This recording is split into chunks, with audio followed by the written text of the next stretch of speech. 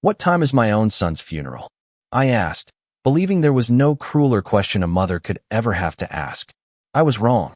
"He's long gone," my daughter-in-law Ashley replied in a flat voice. "There's no reason for you to come now." Before I could say another word, the line went dead. I kept holding the phone against my ear long after the call had ended, listening to the silence as if it might somehow change what I had just heard. My name is Eleanor Brooks. I am 68 years old, and until that morning, I believed there was one thing no one could ever take away from a mother: the chance to say goodbye to her child. Daniel was my only son. I had carried him for 9 months, watched him take his first steps across our old living room, bandaged scraped knees, celebrated birthdays, graduations, promotions, and every ordinary Tuesday in between. I had imagined many endings to my own life, but never one where I would be searching for information about my son's funeral as though I were a distant acquaintance instead of the woman who gave him life. The kitchen suddenly felt much too quiet. The coffee I had poured only minutes earlier had already gone cold. Morning sunlight streamed through the window above the sink, lighting the tiny dust particles drifting through the air. Everything outside looked painfully normal. A delivery truck rolled past the house. My neighbor walked her golden retriever along the sidewalk. Somewhere down the street, children laughed while waiting for the school bus. The world had not stopped, even though mine had. I lowered myself into the chair Daniel had bought me 3 Christmases earlier. "Mom," he had said with that easy smile of his, "your old chair squeaks every time you move. It's time for an upgrade." I ran my fingers across the smooth wooden armrest, remembering how proud he had been carrying it into my house by himself.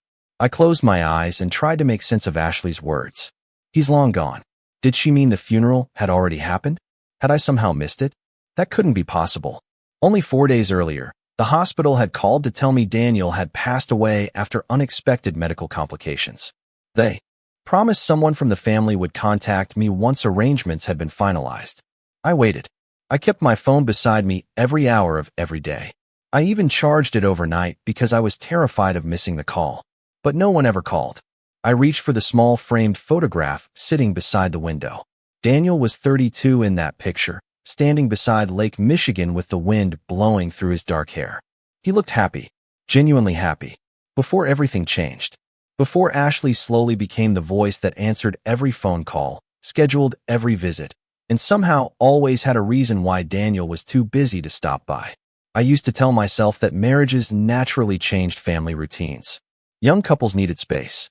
Careers demanded time. Life moved faster than it had when I was raising him. Those explanations comforted me for years. Now they felt painfully incomplete. My hands trembled as I unlocked my phone again and stared at Ashley's number. I wanted to call back. I wanted to demand answers. I wanted to know where my son had been laid to rest and why his own mother had been left in the dark. Instead, I placed the phone gently on the table. Daniel had always told me something when he was growing up. "Mom, when people want you to react, staying calm lets you see what everyone else misses." Back then he was talking about little league games and school arguments. Sitting alone in my quiet kitchen, I wondered if those words might become the only thing guiding me through the hardest week of my life. Something inside me whispered that this story was far from over. Somehow, I had the unsettling feeling that my son's funeral was only the beginning of a truth someone had worked very hard to keep hidden from me. I remained in that chair until the sunlight shifted across the kitchen floor and the coffee in my mug became nothing more than a cold reminder that time had continued moving while I had not. Every few minutes I glanced at my telephone, expecting it to ring with someone apologizing for a terrible misunderstanding. No call ever came. Instead, the silence settled over the house like an unexpected guest that had no intention of leaving. My home had always felt warm, even after my husband, Richard, passed away 6 years earlier. Daniel made certain of that. He stopped by almost every Sunday during those first difficult months. Sometimes he brought groceries.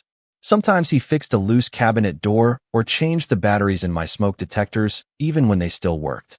He always found an excuse to stay another hour because he worried about me being alone. Those afternoons became my anchor. We would sit on the back porch with sweet tea during the summer or share homemade soup beside the fireplace during the winter. He never rushed our conversations. He listened. He laughed. He made the quiet feel peaceful instead of lonely. Gradually, those visits became less frequent. Ashley always had an explanation. They had another family commitment. Daniel was working late. They were planning a weekend trip. She spoke politely enough that I never questioned her. I convinced myself that successful adults naturally became busy. Whenever Daniel did call, he sounded tired but affectionate. He always promised we would spend more time together soon. I believed him because he had never been the kind of son who made promises carelessly. Looking back, I realized something else had changed. Most of our conversations ended quickly because Ashley seemed to appear in the background with another obligation waiting for him. At the time, I ignored those interruptions. Now each memory returned with a different meaning. I stood and slowly walked through the hallway, stopping in front of the family photographs that lined the wall. There was Daniel wearing his high school graduation gown with his arm around me. Another showed him proudly holding the keys to his first home. My favorite picture had been taken during a 4th of July picnic years ago. Richard had flour on his shirt from helping me bake pies. Daniel was laughing so hard he nearly dropped his paper plate, and I remembered thinking that life could not possibly become more complete than that afternoon. I reached out and gently dusted the frame with my sleeve. My reflection stared back at me through the glass. My silver hair had escaped its neat style sometime during the morning, and the worry on my face made me look older than I had only a week before. Grief had a way of changing a person overnight. I walked into the spare bedroom, where I kept several memory boxes. Inside one of them were birthday cards Daniel had mailed every year after he moved away. He never forgot. Even during his busiest years, a handwritten card always arrived before my birthday. I untied the faded blue ribbon around the stack and opened the most recent one. His handwriting was as familiar to me as my own. He thanked me for teaching him kindness, patience, and honesty. At the bottom he had written, "No matter how busy life becomes, you will always be my first home." Tears filled my eyes, but they did not fall. Instead, I carefully placed the card back into the box. Something inside me had quietly shifted. The confusion was still there. So was the heartbreak. But beneath both emotions was a question that refused to disappear. If Daniel truly believed those words, why had I been treated like a stranger after he was gone? I knew my son well enough to believe he would never willingly erase me from his final farewell.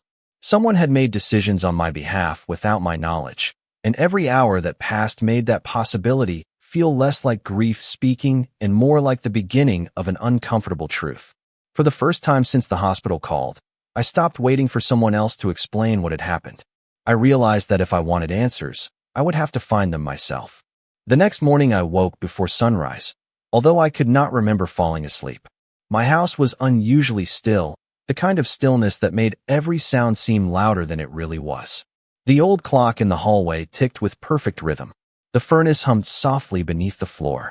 Outside, a robin landed on the porch railing as if it were any ordinary spring morning. I made a fresh pot of coffee, but after one sip, I left the mug untouched. My thoughts were somewhere else. I sat at my kitchen table with a yellow legal pad and began writing down every detail I could remember from the past few weeks. The hospital call, Ashley's brief messages, the unanswered telephone calls, the promise that someone would let me know when the arrangements had been completed. As I looked over the list, one thing became painfully clear. Every piece of information I had received had come through Ashley. No one else from Daniel's circle had contacted me directly. That realization settled heavily in my chest. Daniel had friends from college, co-workers who respected him, neighbors who had attended countless backyard barbecues. Surely someone would have reached out if they believed I knew nothing, unless they had been given another version of the story. Before I could think myself out of it, I opened the contacts on my telephone and searched for Michael Carter. He and Daniel had been best friends since they were both 14 years old. Michael had spent more weekends in my home than I could count. He used to call me his second mother. My finger hovered over his name for several seconds before I finally pressed the button. He answered on the third ring. His voice sounded tired, but warm. "Mrs. Brooks?" he said with genuine surprise. "I was just thinking about you yesterday." I closed my eyes for a moment. "Michael, may I ask you something?" "Of course." "When did they hold Daniel's service?" The silence on the other end lasted long enough for my heart to begin racing. "Mrs. Brooks," he finally said carefully, I thought you were there." I gripped the edge of the table. "No, Michael. No one told me where or when it happened." Another long silence followed. When he spoke again, his voice had changed completely. "Ashley told everyone you had decided not to attend because the grief was too overwhelming." She said you wanted to remember Daniel the way he was and asked everyone to respect your privacy. For several seconds I could not answer. The words echoed through my mind, each one heavier than the last. I had not chosen privacy. I had not declined an invitation. I had spent 4 days waiting beside a telephone that never rang. Michael continued gently. There were people asking about you. I remember wondering why you were not sitting in the front row. Ashley said you insisted on staying home. I stared through the kitchen window, watching the breeze move the branches of the maple tree Richard had planted decades ago. The tree looked strong, steady, unchanged. Everything inside me felt exactly the opposite. Where was the service held? I asked quietly. At St. Andrew's Community Church, he replied. It was 3 days ago. 3 days. For 3 full days my son had already been laid to rest while I continued believing I would be told when to say goodbye. I thanked Michael for speaking honestly with me. Before ending the call, he hesitated. Mrs. Brooks, something about that day never felt right. Daniel loved you. Everyone knew that. None of us understood why you were missing. After we said goodbye, I remained perfectly still. I did not cry. I did not shout. Instead, I reached for my legal pad and slowly wrote one new sentence beneath everything else. Ashley did not forget to tell me. She told everyone else a story instead. As I looked at those words, the confusion that had clouded my mind since Daniel's passing began giving way to something quieter but far more powerful.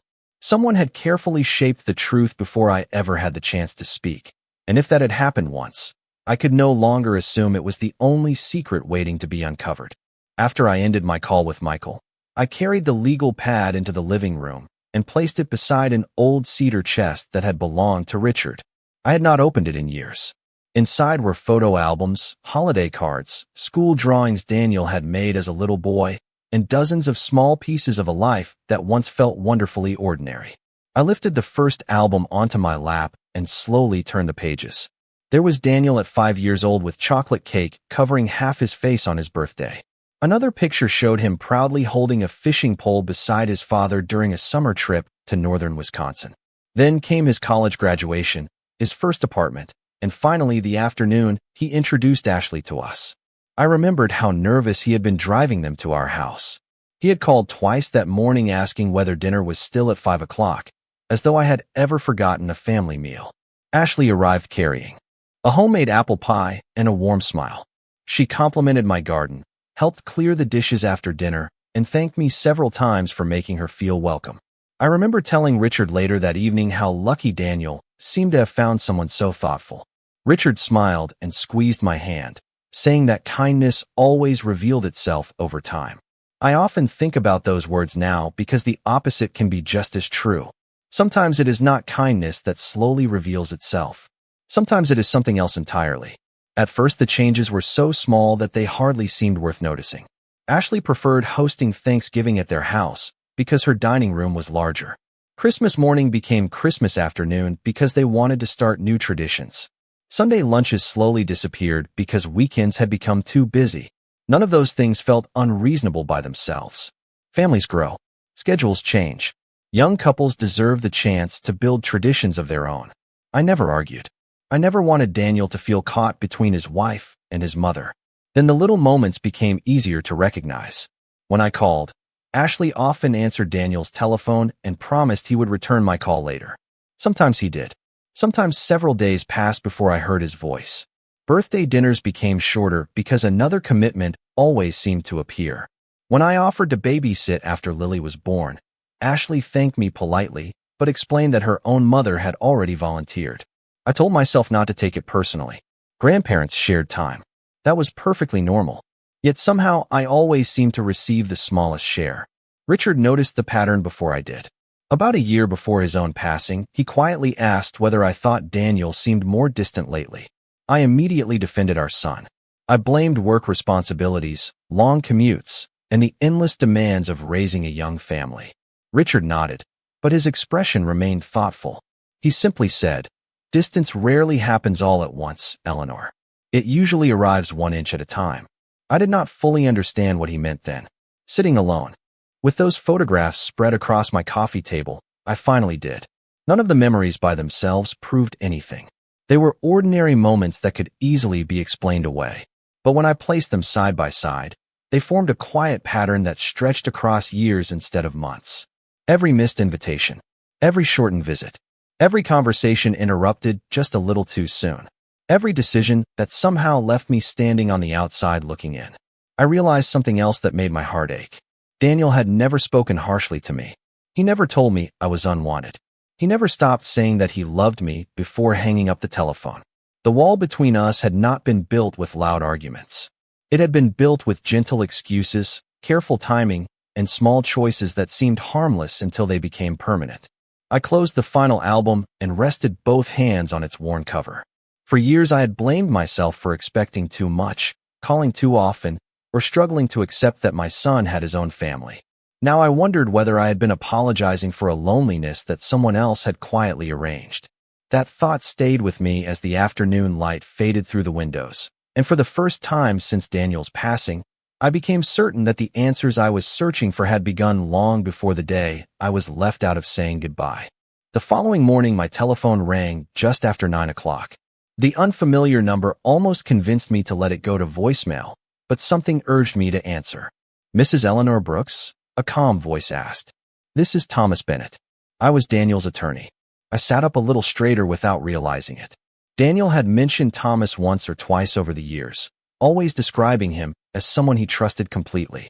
"I am very sorry for your loss," Thomas continued. "I have been trying to reach you for several days, but I was told you wished to avoid all contact until after the memorial service." My eyes closed slowly. There it was again. The same story. The same carefully placed lie. "I never said that," I replied quietly. There was a brief silence before Thomas answered. "I was afraid. You might say that." His voice remained professional, but I detected genuine concern beneath every word. Daniel left specific instructions regarding several personal documents. He requested that I deliver them directly to you if anything ever happened to him. I have not been able to do that. My heart began beating faster. "What kind of documents?" I asked. "Some personal letters, a sealed envelope, and additional instructions that I believe Daniel intended only for you." I stared across the living room at the family photographs still spread across the coffee table. For the first time since Daniel passed away, I felt something other than grief. I felt purpose. Thomas suggested we meet the following afternoon at his office downtown. It was only a 20-minute drive from my house, a route I had traveled countless times years ago when Richard and I handled our retirement paperwork. We agreed on 2 o'clock. Before ending the call, Thomas hesitated. "Mrs. Brooks, I believe Daniel cared deeply about making certain your wishes were respected. I think it is important that you see these documents personally." After we hung up, I remained seated for several minutes, letting his words settle. Daniel had prepared something. Not for the public. Not for everyone. For me. I walked upstairs to my bedroom and opened the closet where I kept the navy blue dress Richard always said made me look confident. I had not worn it since his memorial service, but somehow it felt appropriate. I carefully pressed the sleeves, polished my shoes, and placed everything neatly on the bed. The simple routine steadied my thoughts. As I folded the tissue paper back into the shoebox, another memory surfaced. About a year earlier, Daniel had visited unexpectedly on a Wednesday afternoon. He stayed only 30 minutes because he claimed he had another appointment across town. Before leaving, he hugged me longer than usual. Then he smiled and said, "Mom, promise me something. Keep important papers together where only you know how to find them." I laughed at the time, teasing him that he sounded exactly like his father. Daniel only smiled and replied, "Dad was usually right about those things." I had completely forgotten that conversation until now. It no longer sounded casual. It sounded intentional. The more I thought about it, the more I realized Daniel often spoke carefully, especially when something truly mattered. He never wasted words. If he had taken the time to prepare documents and leave instructions with an attorney, then he had expected they would someday become important. I was no longer chasing memories simply because grief demanded answers. I was following a path my son had quietly prepared before he was gone. Outside, the afternoon breeze stirred the wind chimes hanging beneath my porch roof. Their familiar melody drifted through the open window, gentle and steady. For the first time in days, the silence inside my home no longer felt empty. It felt as though it was waiting. Somewhere inside Thomas Bennett's office, my son had left behind pieces of a story that no one else had been able to erase, and I knew that whatever I was about to learn would change far more than my understanding of the past. The next afternoon, I arrived at Thomas Bennett's office 15 minutes early. The building stood on a quiet corner downtown, its brick exterior almost unchanged since Richard and I had first visited decades ago. Inside, everything smelled faintly of polished wood and fresh coffee. A young receptionist greeted me kindly and offered me a seat by the window. I folded my hands in my lap and watched people walking along the sidewalk outside. They carried briefcases, pushed strollers, laughed into their telephones, and hurried toward ordinary afternoons. I wondered how many of them realized how quickly an ordinary day could become the dividing line between the life you thought you understood and the one that had been quietly unfolding behind your back. A few minutes later, Thomas stepped into the waiting room. He was in his early 50s with kind eyes and a calm manner that immediately reminded me of Daniel. "Mrs. Brooks," he said warmly, shaking my hand with both of his. "Thank you for coming." He led me into his office, where several organized folders rested neatly on his desk. Before sitting down, he closed the door gently, giving the room a feeling of privacy rather than secrecy. "I want to begin by saying that Daniel spoke about you often," Thomas said. "He respected your judgment very much." Hearing those words brought a quiet ache to my heart, but it also gave me comfort. Thomas reached into a locked drawer and carefully removed a large sealed envelope. Across the front, in Daniel's unmistakable handwriting, were 6 simple words. "For my mother. Please open personally." I traced the letters lightly with my fingertips before looking up at Thomas. "He wrote this himself?" Thomas nodded. "He insisted that no one else receive it before you. He was very clear about that." I slowly opened the envelope. Inside was a handwritten letter, several folded documents, and a small flash drive attached to a note. My hands trembled slightly as I unfolded the first page. The familiar handwriting instantly transported me back to birthday cards, holiday notes, and grocery lists Daniel used to leave on my refrigerator whenever he visited. "Mom," the letter began, "if you are reading this, then something has happened that prevented me from telling you these things myself. I hope I am simply being overly cautious, but I have learned that preparation is another way of protecting the people we love." I stopped reading for a moment and pressed my lips together. Thomas quietly slid a box of tissues across the desk without interrupting the silence. I continued reading. Daniel wrote about how grateful he was for the values Richard and I had taught him. He thanked me for never asking him to choose between his wife and his family, even when life became complicated. Then one sentence caused me to pause completely. "If anyone tells you that I wanted distance from you, please do not believe them." My breathing slowed as I read the line again. Every doubt I had carried for years suddenly felt lighter. Daniel knew. Somehow, he knew that one day I might question my place in his life. He had anticipated that possibility and left behind his own words before anyone else could rewrite them. Thomas remained silent until I carefully folded the first page. "There is more," he said softly, resting one hand on the remaining documents. "Some of these papers explain why Daniel wanted me to keep everything secure until it reached you directly. I believe the rest will answer several questions you have been asking." I looked at the stack waiting between us. The truth no longer felt like something hidden somewhere in the distance. It was resting only inches from my hands, patiently waiting for me to uncover it one page at a time. Thomas carefully unfolded the remaining documents and placed them on the desk between us. None of them looked dramatic at first glance. There were dated letters, certified copies of routine legal forms, and several pages of handwritten notes in Daniel's familiar script. If I had found them in an ordinary filing cabinet, I might have overlooked their importance entirely. Thomas slid one document toward me. "Daniel asked me to explain these in the order he arranged them," he said. "He believed the sequence mattered." I nodded, unable to take my eyes off my son's handwriting. The next page began with another short message addressed only to me. "Mom, if you are reading this, please promise me one thing. Do not make decisions based on anger. Make them based on truth." I smiled despite everything. That sounded exactly like Daniel. Even as a little boy, he believed problems could be solved more effectively with patience than with raised voices. I continued reading. Daniel explained that during the previous 2 years he had become increasingly concerned about misunderstandings growing within the family. He never accused anyone directly. Instead, he described small situations that had troubled him. Invitations that somehow never reached me. telephone calls that he believed had been returned even though I never received them, family plans that changed before I had the opportunity to respond. He admitted that at first he assumed they were simple mistakes, the kind that happen in every busy household. But as time passed, the pattern became impossible for him to ignore. One sentence caused me to stop once again. I have learned that silence can create distance just as effectively as harsh words. My eyes filled with tears, not because the sentence was cruel, but because it explained years of confusion with heartbreaking simplicity. Daniel had seen the distance growing between us. He had not misunderstood my quietness as a lack of love. He knew something else was happening. Thomas reached for another folder and opened it carefully. Inside were copies of electronic messages Daniel had printed and dated. He wanted these preserved, Thomas explained. He believed written records would someday speak more clearly than fading memories. I looked through them slowly. Several showed Daniel asking whether I had enjoyed flowers he believed had been delivered for Mother's Day. I had never received them. Another message mentioned a dinner invitation he assumed I had declined. I had never known it existed. There were holiday plans, birthday surprises, and ordinary family gatherings that Daniel believed I had chosen to miss. Each page revealed another misunderstanding built upon the last. None of them proved deliberate wrongdoing on their own, but together they formed a pattern too consistent to dismiss. I felt sadness more than anger.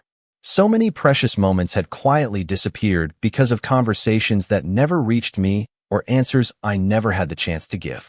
Thomas remained respectful, allowing me to absorb each page without interruption. Finally he spoke. "Mrs. Brooks, Daniel instructed me not to contact anyone else until I had spoken with you personally. He believed that once you understood the complete picture, you would know the right way forward." I folded the final document with slow, careful hands. My grief had not become smaller. If anything, it had become deeper, but it had also become clearer. For the first time since losing my son, I no longer questioned whether he had loved me or whether I had somehow failed him. His own words had answered those fears. The truth had begun to replace doubt, and with every page I read, I realized that the story others had accepted so easily was beginning to unravel, not through arguments or accusations, but through the quiet honesty Daniel had intentionally left behind. When I finally looked up from the documents, Thomas quietly reached for the small flash drive that had remained untouched beside the letter. "There is one last item Daniel wanted you to receive," he said. "He recorded something about 3 months ago and instructed me to give it only to you." My hands hesitated before accepting it. The tiny device weighed almost nothing, yet it felt heavier than every page I had already read. Thomas turned a computer monitor toward me and inserted the drive without saying another word. After a brief moment, Daniel appeared on the screen. He was sitting in what looked like his home office, wearing the blue sweater I had given him for Christmas 2 years earlier. His smile was gentle, although there was a seriousness in his eyes that immediately caught my attention. "Hi, Mom," he began. "If you are watching this, then I am sorry I could not tell you these things myself." I pressed my fingertips against my lips, listening to the familiar sound of his voice. It was steady, warm, and unmistakably my son. "I hope this recording never becomes necessary," he continued. "But life has taught me that sometimes the people we love deserve clarity more than comfort." He paused briefly before continuing. "First, I need you to know something that has never changed. I have always loved you. If there ever came a time when you believed I was pulling away, please understand that my heart never did. Tears blurred my vision, but I refused to look away." Daniel explained that over the previous several years he had noticed conversations becoming confused, invitations disappearing, and family plans changing without his understanding why. He admitted that he had spent a long time believing everyone was simply overwhelmed with busy lives. But eventually he realized too many misunderstandings followed the same pattern. "I tried fixing things quietly," he said. "I called more often. I planned surprise visits. I asked people to communicate directly with one another. Somehow the distance always returned." His expression softened into the same patient smile I remembered from countless family dinners. "Mom, I know you. You would never create conflict just to prove a point. That is one of the reasons I admire you. But sometimes silence allows confusion to grow larger than truth. If I am no longer here, I do not want confusion to become my final gift to this family." Thomas remained respectfully silent while the recording continued. Daniel explained that he had asked his attorney to preserve letters, messages, and personal records simply so no one would have to rely on uncertain memories years later. Facts are kinder than accusations, he said. They allow people to see clearly without forcing anyone to shout. Then he looked directly into the camera, and for a brief moment it felt as though he were sitting across the kitchen table from me again. There is one more thing, Mom. Please do not spend the rest of your life wondering whether you failed me. You did not. You gave me every opportunity to become the man I wanted to be. If our family ever became divided, it was not because you stopped loving me. Never carry that burden. I closed my eyes as quiet tears finally slipped down my cheeks. They were not tears of regret anymore. They were tears of relief. The weight I had carried for years, believing I had somehow lost my son through my own mistakes, slowly began lifting away. When the recording ended, the office remained completely silent. Thomas gently removed the flash drive and placed it back into my hands. Daniel hoped this would bring you peace, he said softly. I nodded, unable to speak for several moments. Peace was not the first feeling I experienced. What I felt was certainty. Daniel had left behind something stronger than suspicion, stronger than rumor, and stronger than carefully crafted stories. He had left his own voice. No one could rewrite those words. No one could explain them away. As I slipped the flash drive into my purse beside his handwritten letter, I realized that my search was no longer about discovering whether the truth existed. I was now holding it in my own hands, and somewhere beyond the walls of that quiet office, the people who believed the past had been permanently buried had no idea that Daniel had already prepared the light that would eventually uncover it. When I stepped outside Thomas Bennett's office that afternoon, the air felt different. The city looked exactly the same as it had an hour earlier. Cars moved through the intersections. People carried shopping bags. A father laughed as his little daughter tried to keep up with him across the crosswalk. Nothing around me had changed, yet everything inside me had. I was no longer carrying questions. I was carrying my son's final gift. During the drive home, I did not turn on the radio. I wanted the quiet. Daniel's voice still echoed gently in my mind. Do not spend the rest of your life wondering whether you failed me. I repeated those words to myself at every red light, allowing them to settle into places where guilt had lived for years. By the time I pulled into my driveway, I realized I was no longer replaying every missed visit or every unanswered telephone call, searching for mistakes I might have made. Daniel had already answered those questions. He had given me permission to stop blaming myself. That evening I carried the letters, documents, and flash drive into the living room. I placed them beside Richard's photograph and lit the small candle that always sat on the mantel. It was not part of any family tradition. It was simply something I had done ever since Richard passed away whenever I wanted a quiet moment to think. I looked at both photographs, my husband smiling in one frame and Daniel smiling in the other. For the first time since losing my son, I did not feel as though I had been abandoned by both of them. Instead, I felt surrounded by the values they had spent their lives teaching me. Patience, honesty, dignity. I understood now that truth did not always arrive loudly. Sometimes it arrived in careful handwriting, preserved documents, and a son who loved his mother enough to think beyond his own lifetime. Over the following week, I visited St. Andrew's Community Church alone. The sanctuary was empty except for soft afternoon light pouring through the stained glass windows. I sat quietly in one of the front pews where I should have been sitting on the day of Daniel's service. There was no choir, no gathering of relatives, no formal ceremony. I simply closed my eyes and spoke to my son the way I had spoken to him throughout his life. I thanked him for every ordinary memory we had shared. I thanked him for every Sunday afternoon, every birthday card, every unexpected visit, and every lesson he continued teaching me even after he was gone. When I finally stood to leave, I no longer felt that someone had stolen my chance to say goodbye. Goodbye is not measured by a calendar or a schedule. It lives in the words we carry and the love we refuse to let disappear. Before leaving the church, I noticed a small guest book resting near the entrance. I opened it and wrote only one sentence beneath the date. A mother's love never arrives too late. I closed the book gently and stepped back into the afternoon sunshine. I knew there would still be difficult conversations ahead. Some people would have questions. Others might struggle to accept the truth Daniel had preserved so carefully. But I also knew something far more important. I no longer needed anyone else's version of my relationship with my son. I had his own words, his own handwriting, and his own voice. Those were gifts no one could erase. As I drove home beneath a sky painted with the soft colors of early evening, I smiled through quiet tears. My son had not left me with bitterness. He had left me with clarity. And in the end, I realized that the greatest inheritance any parent can receive is not money, property, or possessions. It is the certainty that the love shared between a mother and her child remained true until the very last page of their story.